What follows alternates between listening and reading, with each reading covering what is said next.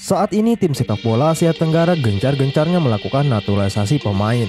Seperti Malaysia yang banyak melakukan naturalisasi, ada juga Thailand yang melakukan transformasi sepak bola mereka dengan mendatangkan pemain keturunan guna dapat bersaing di kancah sepak bola yang lebih kompetitif. Nah, berbicara mengenai sepak bola, kondisi sepak bola Indonesia saat ini bisa digambarkan seperti bangun dari mati suri. Di bawah kepengurusan PSSI periode 2019 sampai 2023, PSSI sedang berbenah meningkatkan prestasi sepak bola kita. Salah satu upaya yang ditempuh adalah dengan melakukan naturalisasi pemain dan merekrut pemain berdarah Indonesia untuk membela Garuda. Memang kemampuan atau skillnya harus mumpuni. Ini yang bisa melihat dan merekomendasikan untuk kepentingan tim nasional kita adalah berdasarkan permintaan resmi dari pelatih kepala tim nasional kita. Tujuannya untuk memperkuat timnas, bukan rekomendasi yang berasal dari klub. Jadi ada hal, yaitu pertama harus ada rekomendasi resmi dari pelatih. Secara skill memang sangat mudah untuk dibuktikan bahwa pemain tersebut memang mempunyai kemampuan jauh di atas rata-rata. Di sisi lain, tak mau kalah dengan timnas, Thailand siap naturalisasi pemain berlabel timnas Swedia. Timnas Thailand sedang berupaya melakukan naturalisasi pemain berlabel timnas Swedia. Pemain yang dimaksud yakni atas nama Erik Karl. Pemain berusia 22 tahun itu kini bermain bersama klub kasta tertinggi Denmark, Aarhus GF. Erik Karl juga tercatat sudah tampil sebanyak 13 kali bersama timnas U21 Swedia. Namun sang pemain kini memiliki ketertarikan membela Thailand. Kabar ini diumumkan langsung oleh Instagram resmi timnas Thailand. Erik Karl diminta membantu timnas Thailand yang akan berjuang di putaran kedua kualifikasi Piala Dunia 2026 dan Piala Asia 2023. Untuk sekarang, sang pemain disebut masih mendiskusikan hal ini dengan keluarga. Madam Pang selaku manajer timnas Thailand mengkonfirmasi bahwa bek kiri Erik Karl telah ditunjuk untuk membantu Thailand untuk bertarung dengan dua ajang penting, yakni babak kualifikasi Piala Dunia dan babak final Piala Asia. Sementara itu, hal serupa juga dilakukan Indonesia. Tim asuhan Sintayong kini terus berupaya melakukan naturalisasi pemain demi menambah kekuatan timnas. Nama terakhir yang dikabarkan sedang menjalani proses naturalisasi adalah Nathan Chow Aon dan Jai Ijes. Bahkan kedua pemain tersebut sudah terlihat ikut memberikan dukungan langsung kepada Indonesia. Hal itu terjadi saat keduanya hadir langsung ke Indonesia. Keputusan akhir terkait naturalisasi Nathan dan Jai kini berada di tangan Sintayong. Pelatih asal Korea Selatan itu menjelaskan bahwa proses naturalisasi Nathan masih dalam administrasi dan segera membela Indonesia.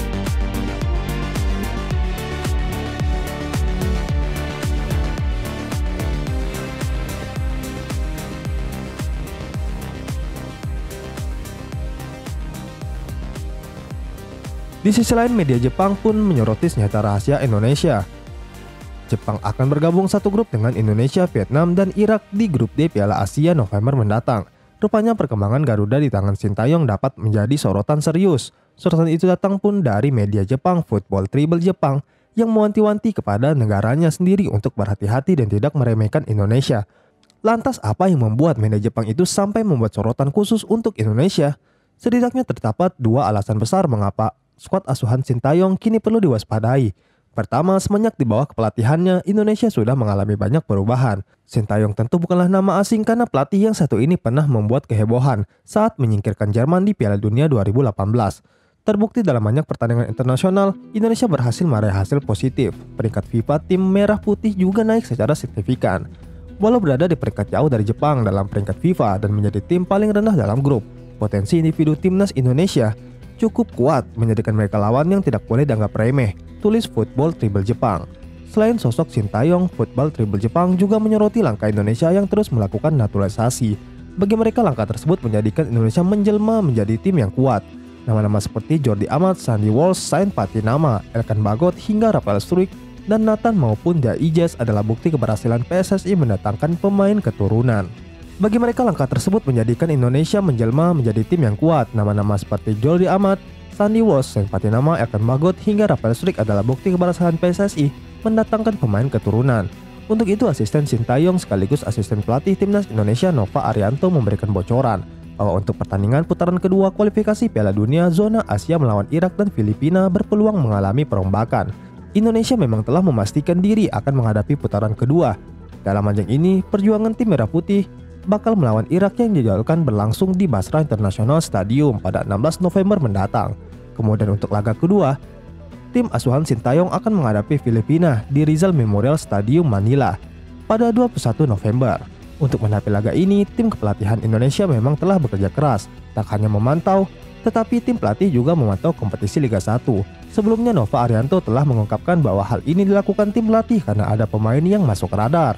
Oleh karena itu, tim pelatih ingin memastikan dan melihat perkembangan para pemain ini. Ini dilakukan Sintayong dan pelatih pun ingin ada wajah baru di skuad Garuda, sehingga sampai saat ini tim pelatih Indonesia tetap memantau perkembangan para pemain. Apalagi untuk menghadapi Irak dan Filipina nantinya, Indonesia tak memiliki persiapan yang panjang. Dengan begitu, tim pelatih pun bisa sekaligus memantau pemain-pemain andalan timnas Indonesia. Apakah performa mereka tetap sama karena timnas Indonesia akan dikumpulkan pada 12 November mendatang? Kami belum bisa melakukan persiapan apapun karena pemain akan tampil di kompetisi. 12 November kumpul, 13 November berangkat.